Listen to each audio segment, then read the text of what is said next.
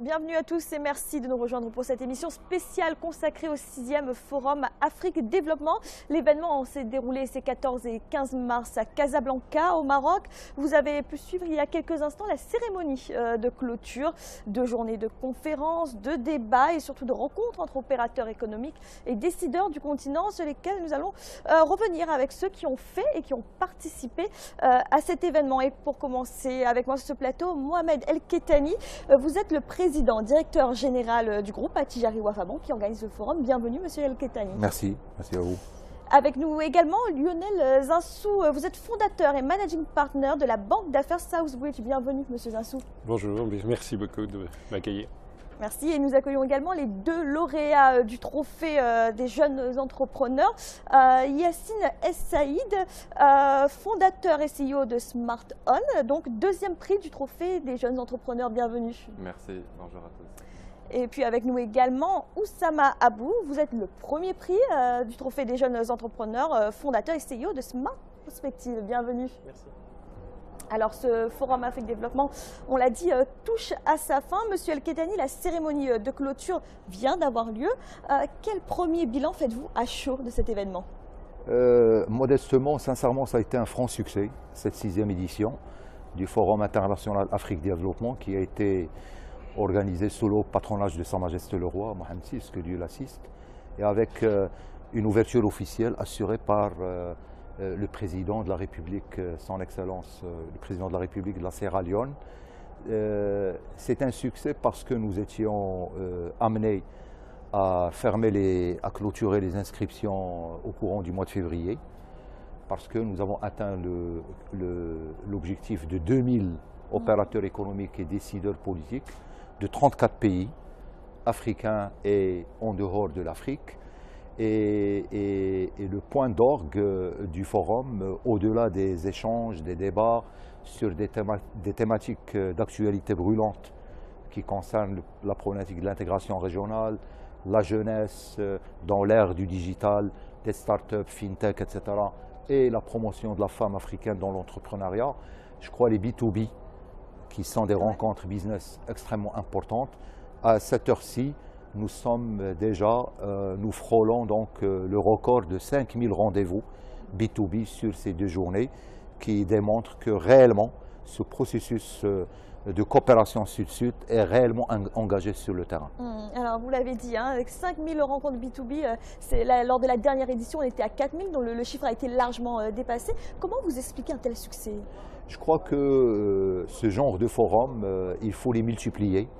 Parce que nous constatons, d'après l'expérience de la première édition à aujourd'hui, que ce qui manquait à l'entreprise africaine, c'est l'ouverture vers l'autre, au niveau de notre continent africain, et la prise de connaissance qu'il y a des opportunités réelles qui se trouvent au niveau du continent africain et qu'on peut développer un business, qu'on peut co-investir à quelques centaines de kilomètres de son lieu d'implantation, au lieu d'aller chercher parfois à satisfaire ses besoins à quelques milliers de kilomètres. Donc c'est vraiment de rapprocher les opérateurs économiques africains entre eux. Et le canal bancaire, à mon sens, est un canal puissant parce qu'il conforte la confiance entre opérateurs économiques et il amène aussi un accompagnement réel dans le financement des opérations de commerce extérieur, mais aussi la facilitation des opérations d'investissement. Et comme nous avons créé en parallèle, il y a 2 ans, le Club Afrique Développement, qui compte plus de 3000 membres, 3000 opérateurs économiques africains, qui comptent de plusieurs pays, là aussi, ça permet de raffermir les contacts entre opérateurs économiques et une bonne prise de connaissance entre eux. Lionel Zinsou, alors justement, vous avez participé à ce forum. Vous êtes notamment intervenu lors de la plénière consacrée au Positive Impact. On parle là de financement à impact positif. Vous êtes, et on le sait, un panafricaniste convaincu. On imagine que c'est le genre de rendez-vous que vous ne pouvez pas rater. Ah non, je ne peux pas rater et je suis très content de l'avoir fait pour la 3e fois puisque j'ai eu la chance d'être invité par Attijari 3 fois et chaque fois c'est un petit peu plus exaltant parce qu'on voit de plus en plus de jeunes que l'on a la chance de primer. On voit de plus en plus de pays et de plus en plus de contacts. Et il y a quelque chose qui est très fort dans l'Afrique d'aujourd'hui, c'est qu'on ne se développe pas tout seul. Ça, ce n'est pas possible. On est en face de pays continents. La Chine, l'Inde, le Brésil sont des continents à eux seuls. Nous ne pouvons pas être 1,2 milliard d'Africains, mais fragmentés. Ce n'est pas possible. Alors, il y a des raisons historiques qui font qu'on est fragmenté, mais il ne peut pas y avoir de raisons économiques que nous soyons éclatés. Et donc ça, aujourd'hui, c'était très frappant. C'était vraiment un dialogue entre de très nombreux pays qui échangeaient leurs pratiques. Et la séance à laquelle vous faites allusion, elle rassemblait des Rwandais, des Kenyans, un Béninois, des Marocains, le président d'Almada qui accueillait la conférence. On ne se développe pas tout seul, c'est pas vrai. En revanche, on a besoin de clients africains, d'investisseurs africains, de fournisseurs africains en Afrique et de solutions africaines. D'autant plus qu'on a un modèle qui va forcément être un modèle unique. Et on a beaucoup parlé de ça, notamment dans le domaine de l'impact. Parce que nous avons les secrets d'une forte croissance. Personne n'y croyait, mais je crois quand on regarde le Maroc, le Rwanda, l'Éthiopie. L'Éthiopie était présente très fortement dans cet échange. C'est nouveau quand même, cette rencontre Est et Ouest. On a les secrets de la croissance. L'Éthiopie, vous êtes optimiste sur cette question depuis longtemps. Hein. Oui, parce que longtemps on a nié le fait qu'il y eut une croissance économique en Afrique. Sur 20 ans, on est derrière l'Asie, mais très proche, à des niveaux très élevés. Et sur 10 pays les plus croissants au monde, il y a 6 Africains. Donc longtemps ça a été nié, maintenant c'est clair. Mais on n'a pas encore la recette pour résoudre toute une série de problèmes sociaux, notamment l'emploi des jeunes. Et c'est là que c'est tellement important de donner des modèles. Et c'est ces jeunes gens qui vont nous expliquer comment ils ont fait, au fond, pour entreprendre. On n'a pas résolu le problème de l'emploi des jeunes qualifiés, ce qui est vraiment un scandale en soi. En Afrique, plus on est qualifié, plus c'est difficile de trouver du travail. C'est le contraire du reste du monde, parce qu'on a toute une adaptation du système éducatif, comme le disait le président Nkatani. On a un besoin de numérisation, d'ajustement des compétences. Une fuite des cerveaux. On a besoin aussi de ne pas être pillés. Oui, non, mais parce que c'est pas les cerveaux qui sont en fuite, les cerveaux qui sont attirés, chassés pour chasser. Donc, faire très attention. Le brain drain reprend. Le Bénin, il exporte des médecins, des infirmières, mais il a besoin de médecins et d'infirmières vers l'Europe parce qu'elle n'en a pas assez. Et les informaticiens, comme le disait le président Nkatani, c'est encore plus frappant. Donc, si vous voulez, on n'a pas tout à fait le secret de l'emploi des jeunes et on n'a pas tout à fait le secret de réduire l'extrême pauvreté. Il y a beaucoup de nouveaux consommateurs, il y a beaucoup de classes moyennes qui se développent, on a même quelques milliardaires, mais le problème, c'est qu'on n'arrive pas. Il y a une espèce comme ça de masse qui est exclue et il faut absolument qu'on s'en occupe. Donc c'est beaucoup plus d'emplois, beaucoup plus de sujets de redistribution du revenu et ce n'est pas les gouvernements, moi j'ai passé peu de temps au gouvernement, mais je peux vous dire, ce n'est pas les gouvernements qui peuvent le faire seuls. C'est vraiment avec les associations, avec les think tanks et avec le secteur privé, parce que c'est lui qui crée l'emploi. Et voilà un peu les thèmes et c'est des thèmes nouveaux. On ne se développera pas tout seul, mais tous ensemble, et on ne fera pas la même chose que les autres. On va avoir des modèles complètement nouveaux en Afrique. Vraiment, il faut les inventer et il faut des lieux où on se rassemble pour le faire. Alors justement, vous parlez beaucoup des jeunes. On a 2 jeunes entrepreneurs sur notre plateau. Les 2 premiers prix du trophée des jeunes entrepreneurs. Oussama Abou, vous êtes le premier prix de ce trophée. Que représente pour vous cette récompense ?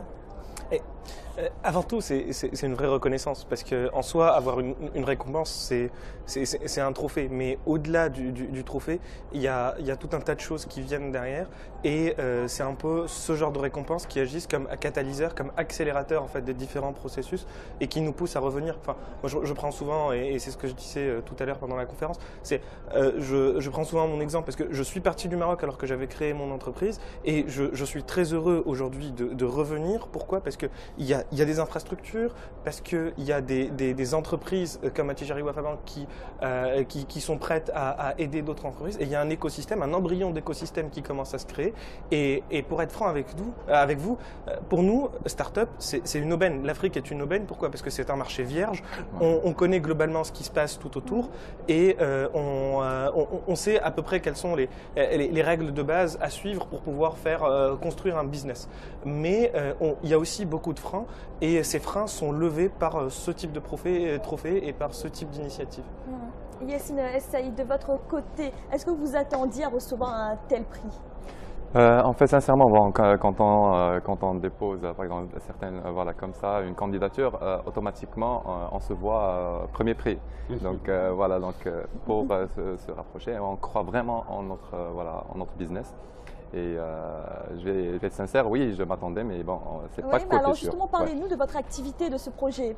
Oui, en fait, notre SmartOne est une plateforme qui facilite l'intégration, la gestion et l'analyse en temps réel des objets connectés. Parce qu'en fait, là, presque tout le monde, tous les professionnels, ils sont au courant de l'importance des objets connectés et voilà, de l'intégration et tous les avantages derrière.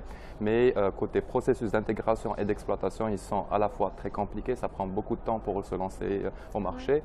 Et c'est là où intervient notre solution, c'est côté rapidité d'intégration et après c'est la facilité d'exploitation et en même temps avec au final des coûts clairs et accessibles à tous.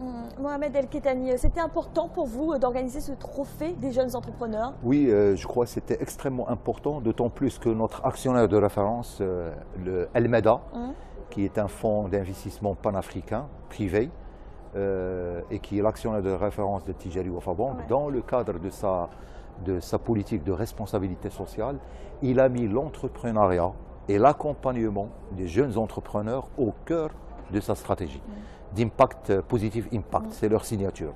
Et ça, on a co-organisé justement ce trophée pour faire révéler des jeunes talents africains qui croient en les capacités et en les opportunités qu'offre le continent africain pour les aider. Donc ce sont des jeunes qui vont être accompagnés par la fondation El Meda, mais aussi par Attijari Wafa Bank. Il y a une contribution financière, mais qui est symbolique. Mais le plus important, c'est l'accompagnement par les experts de la banque, de telle sorte à ce que nous puissions leur faciliter leur développement, mais aussi les aider à ouvrir des portes d'opportunités auprès des grandes entreprises. Parce que ce qui manque aujourd'hui aux jeunes entrepreneurs africains, c'est de leur ouvrir les portes des grands donneurs d'ordre. Et si nous pouvons les aider auprès de grandes entreprises qui ont des stratégies de responsabilité sociale à l'égard de la collectivité, ça va faciliter justement l'émergence de cette jeunesse et ils vont franchir le cap des 3 premières années qui sont les plus difficiles, où le taux de mortalité est le plus élevé, parce qu'ils vont avoir du coaching, ils vont avoir une aide financière, mais surtout, des opportunités d'affaires au niveau de leur carnet de commandes. Et c'est ça le plus important pour une jeune start-up et un jeune entrepreneur qui démarre dans la vie. Lionel Zinsou, l'Afrique, c'est vraiment un bouillonnement de start-up, on peut le dire comme ça. Est-ce qu'elles sont, d'après vous, quand vous regardez la situation actuelle, suffisamment accompagnées, ces jeunes start-up? Si vous voulez, la réponse est globalement non. Et donc c'est pour ça que l'initiative est très importante. Parce qu'il y a peu d'exceptions sur le continent où on peut trouver du financement pour les startups. Je ne sais pas comment nos 2 jeunes entrepreneurs ont grandi avec du financement en capital et comment ils ont été accompagnés par les banques. Mais si vous enlevez le Maroc et l'Afrique du Sud, on a très peu de financement pour les petites entreprises et notamment pour les petites entreprises innovantes, et en capital et en crédit. Et donc là, il y a besoin d'une prise de conscience, il y a besoin d'une évolution très forte de nos systèmes financiers. Donc accompagner des entreprises, c'est d'abord admettre qu'on investit et on ne fait pas du profit tout de suite, et on a besoin de fonds de roulement, et on a besoin de rassembler des équipes et des talents. Et donc cet accompagnement-là, c'est le tout premier accompagnement. on n'est pas les États-Unis, la Californie, vous avez remarqué, on n'est pas Londres ou la Bavière. Et donc ça, il faut vraiment qu'on se mette à niveau en termes d'accompagnement financier. Et puis, ça va bien plus loin que le financier, en fait. C'est d'ailleurs une chose qui était très frappante dans ce forum, moi, qui m'a beaucoup frappé. Il y avait en même temps une exposition d'art contemporain africain, avec des dizaines d'artistes africains. Et je trouve ça très important parce qu'on n'accompagne pas non plus les artistes. Et donc, quand on voit une entreprise qui est prête à donner l'exemple de « j'accompagne des artistes », parce que la création, c'est indivisible, en fait. C'est des chercheurs, c'est des savants, tout à fait du monde académique, c'est des artistes qui inventent dans le domaine contemporain des formes complètement nouvelles et qui rencontrent leur public. L'art contemporain en Afrique intéresse les Africains, c'est pas du tout élitiste. En fait, c'est tout à fait populaire. Et c'est la même chose de faire de l'innovation en matière technologique et entrepreneuriale. Et c'est tout ce bouillonnement de création. Ce n'est pas que les startups, c'est un ensemble et qui reflète aussi la jeunesse du continent. L'âge moyen, l'âge médian dans mon pays, c'est 17 ans. C'est-à-dire c'est la moitié d'un pays d'Europe du Sud. Et donc, heureusement, ça commence à se traduire dans la vie quotidienne. On commence à respecter la jeunesse, à leur donner des responsabilités. Un petit détail de ce forum, il y avait beaucoup de ministres et ces ministres, ils étaient très jeunes. Moi, ça m'a frappé. Et parce qu'il faut que les ministres aussi soient jeunes, il faut qu'aussi ils soient des millennials, c'est-à-dire il faut aussi que le pouvoir politique fasse une place. Et il y avait plusieurs de ces ministres, ou d'ailleurs des grands représentants du patronat, comme du Kenya, qui étaient des femmes. Quand vous croisez les femmes jeunes, vous verrez que c'est une force motrice aussi. C'est inviter à cette espèce de banquet de la création, c'est inviter des personnes nouvelles, des générations nouvelles. On a été un petit peu, on respecte tellement nos anciens que des gens âgés comme moi, il faut les pousser, et il faut les pousser dehors, il faut les remplacer par des jeunes gens, par des jeunes ministres, et ça se sentait dans ce que vous appelez le bouillonnement. Alors ces jeunes gens justement, Oussama Abou, Lionel Zinsou parlait du problème du financement pour les startups. Vous, quelles sont les difficultés auxquelles vous avez été confrontés? Comment avez-vous réussi à monter quand même ce projet? Racontez-nous un peu. On est parti un peu avec l'hypothèse de départ qu'on n'aurait pas de financement. Et vous savez, on dit beaucoup, les Africains sont débrouillards. D'ailleurs, quelque chose de marrant, c'est que hier, on le voyait, il y avait 2-3 start-up africaines qui étaient venues pendant les pitchs, juste avant les pitchs pour une conférence. Et évidemment, ils ont pu lever des millions d'euros et révolutionner un peu leur secteur, mais c'est justement parce qu'ils partaient de ce principe, on va se débrouiller avec les moyens qu'on a. C'est quelque chose qu'on sait faire, nous, Africains. Et du coup, pour monter une start-up derrière. Donc nous, on a créé un peu ça et on a eu la chance aussi d'avoir des clients qui étaient des grands groupes, le genre de groupe qui n'a pas de problème de trésorerie et qui a accepté en fait de nous avancer un certain nombre de choses. Et d'autant plus qu'aujourd'hui, certains de nos clients sont facturés à l'avance. Et c'est formidable pour qu'un grand groupe accepte de payer à l'avance une petite entreprise qui a une chance de mortalité presque inouïe. Et c'est vraiment important. Et du coup, c'est un peu comme ça qu'on a essayé de se débrouiller. Et en fait, au fur et à mesure, on essaie de faire des décalages de trésorerie. Et en décalant notre trésorerie, on arrive à avancer un peu plus. Yacine El Saïd, et de votre côté, comment cela s'est passé pour le financement? C'est un véritable obstacle pour vous, le financement? En fait, pas un obstacle, oui, c'est parmi les points qu'il faut résoudre, mais sincèrement, ça n'a pas été un obstacle. La raison, nous sommes là, nous avons déjà 2 clients grands groupes et nous sommes en négociation avec d'autres groupes au niveau national et un groupe aux États-Unis, mais on n'a jamais eu de financement. Alors comment c'est financé? Je rejoins Oussama, on se débrouille. Comment? Pour ce soit par exemple partie personnelle, donc côté famille, etc. Ils nous aident, mais c'est surtout on essaye de faire des prestations sur mesure, suivant nos compétences, etc. Et voilà, de financer vraiment de toutes les sources possibles. Et le fait d'être focus sur la plateforme, d'être persévérant, de tout faire pour y arriver, c'est vraiment l'essentiel. Mais après, le financement, quand il devient vraiment important et indispensable, c'est quand on veut scaler. Alors là, en ce moment, nous sommes en process pour lever des fonds. Pourquoi? Parce que là, on commence pour s'installer à la fois au Canada et aux États-Unis à partir de 2020. Donc, mais au début, le financement n'est pas vraiment important pour démontrer que dans on est capable. L'essentiel et ce qui nous a vraiment aidé, c'est la confiance. Et je voulais en revenir, c'est vraiment voilà, le point fort, par exemple, de ce forum, de la réussite de ce forum.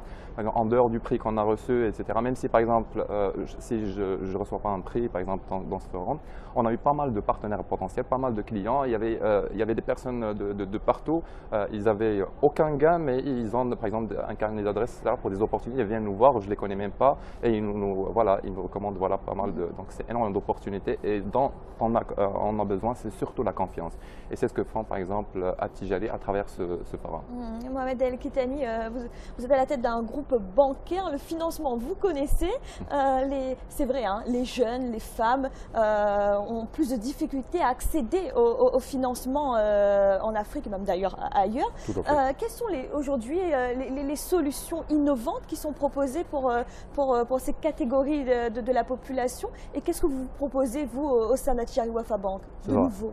Monsieur Zinsou a dit tout à l'heure quelque chose de très pertinent, c'est qu'il faut quand même qu'il y ait l'émergence de fonds d'investissement de capital risque, capital développement et des structures d'accompagnement des jeunes start-upers. Parce que les banques commerciales, ils n'ont pas le profil, pour comprendre le business des start-up, et ce n'est pas en adéquation avec leur politique de gestion des risques.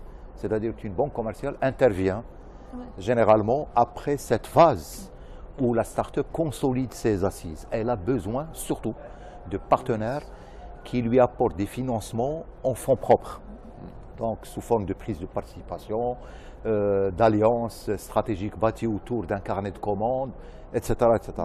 Donc il va falloir que le secteur bancaire s'implique auprès d'un certain nombre d'intervenants institutionnels dans le marché des capitaux pour faire évoluer le marché des capitaux et faire émerger des fonds d'investissement qui accompagnent ce genre de structure. Il y a des initiatives au Maroc qui ont réussi et de plus en plus, on le voit d'année en année, la Tunisie aussi. Moi, je vois des initiatives en Tunisie, en Égypte, qui commencent à émerger. Et il va falloir que nous puissions trouver des financements alternatifs à nos jeunes africains. Mais la banque commerciale, si je prends l'exemple de Tijari Wafa Bank, nous intervenons au-delà des start-upers, cette fois-ci, dans le financement des très petites entreprises. C'est-à-dire le mécanicien, le garagiste, le plombier, l'électricien, le petit business de fabrication de vêtements, etc. Ça, on a capitalisé une expérience extrêmement importante que nous dupliquons dans les réseaux bancaires, dans les pays qui nous ont accueillis, pour dupliquer cette expérience qui a réussi. Pour vous donner un exemple, au Maroc, nous accompagnons au quotidien plus d'1 million de très petites entreprises qui n'ont rien à voir avec les professions libérales. Je ne parle pas des avocats, des médecins, des architectes. Non, mais vraiment la très petite entreprise qui développe un business entre 0 francs CFA jusqu'à l'équivalent disons de 500 millions de francs CFA de chiffre d'affaires. C'est de petits business. Là, on a mis en place un système de scoring. On a formé nos femmes et nos hommes pour comprendre ces business en les mettant dans des situations réelles au sein de ces très petites entreprises avant de leur confier la gestion des points de vente dédiés aux très petites entreprises. Parce que là aussi, il faut que les réseaux bancaires s'approprient le métier pour approcher ces TPE qui n'ont rien à voir avec les structures des moyennes entreprises. Alors, dans ce sens, moi je considère que le secteur bancaire est interpellé pour aller dans ce sens, mais aussi que les marchés financiers puissent être, il faut qu'on puisse accélérer la réforme des marchés des capitaux pour permettre la mobilisation de l'épargne longue qui devra favoriser justement l'émergence de fonds d'investissement, d'accompagnement des startups. Lionel Zinsou, vous avez fondé une banque d'affaires, Southbridge. Vous intervenez en Afrique. Que dites-vous par rapport à justement ces difficultés de financement en Afrique? Est-ce qu'il y a une vocation justement des fonds d'investissement? Ah oui, tout à fait, tout à fait. Et les fonds d'investissement sont africains, hein, ils ne sont pas simplement étrangers à l'Afrique, venant en Afrique. D'ailleurs, il y a quelques grands fonds américains qui sont repartis en disant c'est trop petit pour nous. Et en revanche, les meilleures performances sont les performances des fonds, qu'ils soient à Dakar, au Nigeria, au Kenya, en Afrique du Sud, qui investissent en monnaie locale, en monnaie nationale. C'est important. Quand vous arrivez avec des dollars et que vous voulez les risquer dans des startups, mais que votre monnaie nationale s'effondre, le rendement d'investissement va être assez mauvais.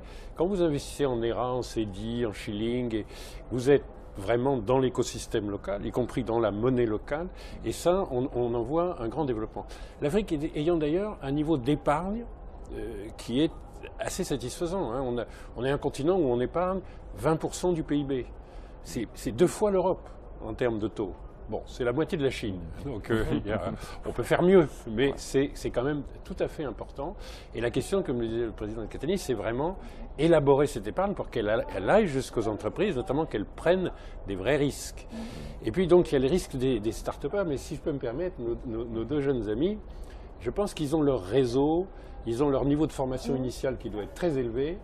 Parce que, à mon avis, moi par exemple, je ne comprends pas grand-chose de ce que vous faites parce que vous êtes beaucoup plus sophistiqué que moi.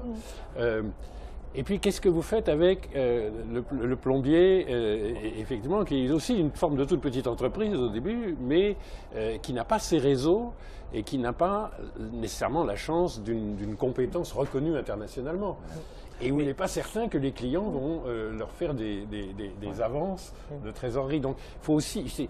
L'Afrique, c'est un tout, et penser à l'agriculture. Le parcellaire moyen dans l'agriculture africaine, c'est 2 hectares. Une famille avec 2 hectares, comment voulez-vous qu'elle passe à 3 hectares? C'est 50% d'augmentation. Et on n'a pas de crédit agricole. Encore une fois, vous enlevez le nord de l'Afrique et le sud de l'Afrique, entre les deux, on n'a pas de crédit agricole. C'est l'agriculture la plus autofinancée du monde. Mais vous avez besoin d'avances sur récolte, vous avez besoin de machinisme, vous avez besoin d'intrants, et vous avez besoin de passer de 2 à 3 hectares, et puis 10 ans après, vous passerez à 5 hectares. C'est ça, la croissance et le progrès. Donc, il faut bien voir que dans nos toutes petites entreprises, il y en a qui sont déjà bénies des dieux, c'est celles qui ont des patrons qui ont du rayonnement. Vous voyez, ces 2 jeunes gens, ils sont extrêmement impressionnants. Maintenant, on a aussi quelques centaines de millions de gens qui ont besoin d'être accompagnés de la même façon, si vous voulez, et qui sont, eux, un tout petit peu plus en dehors de la lumière. Et c'est là que c'est important que les banques se disent quel est mon impact, que les fonds d'investissement, vous savez, il existe ce qu'on appelle maintenant l'impact investing, donc c'est un investissement à critères sociaux élevés. Mais pour faire ça, vous êtes obligé de rassembler des gouvernements, ce n'est pas les partenaires les plus importants, des ONG qui savent atteindre en fait les profondeurs de notre société, des fondations, des associations très locales et les entreprises privées. Et c'est cette coalition qui était intéressante à voir à Casablanca, cette coalition des grands acteurs pour atteindre vraiment les profondeurs. Alors justement, j'aimerais qu'on revienne un peu sur l'essence de ce rendez-vous, le Forum Afrique Développement. Mohamed El Kettani, c'est quand même un rendez-vous du panafricanisme. Attijari Wafa Bank s'est résolument tourné aujourd'hui vers l'Afrique. Vous collaborez avec, vous êtes implanté dans de nombreux pays, vous collaborez aussi avec des médias panafricains comme le nôtre, Africa 24. Quel est ce message que vous souhaitez véhiculer aujourd'hui à travers Attijari Wafa Bank? Le message Attijari Wafa Bank est un acteur privé, au même titre que son actionnaire de référence, El Meda, qui a déclaré une stratégie résolument panafricaine. Et je crois qu'en tant que secteur privé, on a été interpellé il y a une quinzaine d'années de cela, par Sa Majesté le roi Mohamed VI, qui a interpellé le secteur privé marocain à se tourner vers le continent africain parce qu'il a une conviction très forte que l'avenir du continent africain repose sur ses femmes et ses hommes. Et je cite toujours sa citation emblématique dans son discours d'Abidjan, l'Afrique doit faire confiance à l'Afrique. Et ça, je crois que c'est une orientation très très importante, ce qui fait qu'un certain nombre de groupes privés marocains ont entrepris des investissements au niveau du continent africain. Et je peux vous dire que l'Afrique nous le rend bien. Parce qu'en tant qu'investisseurs, nous intervenons dans notre secteur au niveau de la banque. Nous sommes 3 opérateurs bancaires marocains qui ont investi de manière intéressante au niveau de l'Afrique du Nord, de l'Afrique de l'Ouest et de l'Afrique centrale. Et qu'aujourd'hui, nous contribuons au quotidien à la bancarisation de la société africaine à travers l'expansion de notre réseau de proximité, mais aussi en apportant des solutions à une nouvelle clientèle qui n'existait pas dans les réseaux bancaires anciens en Afrique. C'est-à-dire en s'ouvrant sur les classes moyennes, en s'ouvrant sur les TPE, sur les PME, etc. Donc moi je crois que c'est une stratégie qui est actée à très long terme, et en tant qu'investisseur industriel dans le domaine de la banque, à travers, avec le soutien de notre actionnaire de référence, Almeda, je vous rappelle qui est l'actionnaire de référence aussi d'une compagnie d'assurance qui est le leader de l'assurance au Maroc, Wafa Assurance. Wafa Assurance nous accompagne dans les investissements africains, et il y a aussi Managem dans le groupe minier qui développe des projets miniers importants en Afrique. Donc nous démontrons aujourd'hui de manière quotidienne, nous joignons l'acte à la parole. Cette vision d'intégration sud-sud, nous la matérialisons modestement en déployant donc nos investissements en Afrique. Lionel Zinsou, c'est un véritable mouvement. Hein. Ces groupes panafricains ou à vocation panafricaine, ces médias panafricains, je sais que vous êtes très concerné par la question. Comment voyez-vous ce mouvement dans l'avenir? Qu'est-ce qu'il implique? Mais je crois que tout le monde a compris qu'en fait, c'est l'Afrique qui est en train de développer l'Afrique. Pourquoi? Grosso modo, on investit 25% du PIB. Ça, c'est un taux vraiment très, très élevé en Afrique. On a, donc, je vous disais, 20% d'épargne dans le PIB, 25% d'investissement. Donc, on a encore besoin d'entrées de capitaux. La première entrée de capitaux, ce sont les émigrés d'Afrique. Ce sont les Marocains de l'extérieur. C'est les diasporas. Très très important dans l'économie. Le Cap-Vert, c'est plus de la moitié du PIB, mais le Soudan, l'Égypte, le Nigeria, les diasporas sont des apporteurs d'épargne de l'extérieur qui viennent compléter l'épargne intérieure. Mais on a aussi besoin d'aide publique bien ciblée et bien gérée, et on a besoin d'investissements directs étrangers. Mais tous ces apports qui viennent de l'extérieur, ça représente à peu près le 5e de l'effort d'investissement qui est fait de l'intérieur, y compris le secteur informel. Vous voyez, dans un pays comme le mien, le secteur informel, c'est quand même 90% des emplois. C'est 50% de la création de richesses. Bon, au Maroc, c'est un peu moins, mais enfin, ce phénomène existe aussi. Et c'est, en fait, quelque chose comme 30 ou 40% de l'investissement. C'est des tout petits investissements, peut-être, mais c'est quand même, ça fait quand même partie du tissu. Et donc maintenant, je crois que tout le monde a réalisé ça. Il faut des instruments modernes pour tout ça. Il faut des instruments qui permettent l'impact social. Donc, vous voyez, il y a des gestionnaires dans le monde qui gèrent 3 000 milliards de dollars. Alors, ils nous disent, je veux bien faire un petit effort philanthropique, je veux bien mettre 1% ou 0,5% de mes ressources derrière des objectifs sociaux. Mais il se trouve que 1% de 3 000 milliards, ça en fait quand même 30 milliards de dollars. Et alors ça changerait notre vie. S'il passe à l'acte, ça changerait notre vie.